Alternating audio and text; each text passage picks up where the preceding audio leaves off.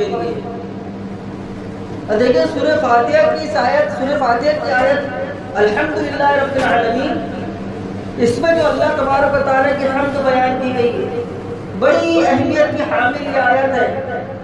ہم کو اس میں یہ ظاہر پہ صرف یہ سمجھ میں آتا ہے کہ اس میں اللہ تبارک و تعالیٰ کی حمد و ثنا بیان کی جا رہی ہے، اللہ تبارک و تعالیٰ کی تعریف بیان کی جا رہی ہے.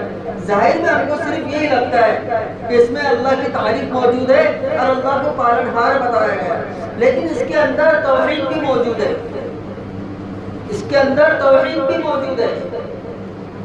کہ جب بندہ اس بات کو تسلیم کر رہا ہے کہ تمام تعریفیں اللہ کے لیے اور جتنی بھی چیزوں کی تعریفیں ہو رہی ہے وہ سب اللہ تبارک و تعالیٰ کی ہی عطا کی ہوئی ہیں، اور اللہ تبارک و تعالیٰ کے اندر جو خوبیاں ہیں وہ ذاتی طور پر ہیں.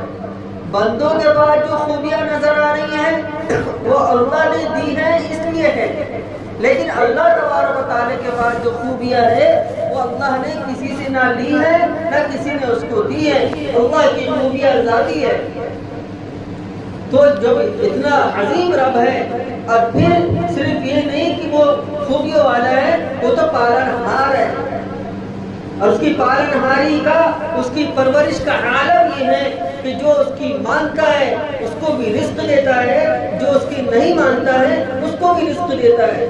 جو اللہ کا فرمان بردار ہے وہ بھی رزق پا رہا ہے، جو اللہ کا نافرمان ہے، اللہ کا منکر ہے، اس کو بھی رزق دے رہا ہے.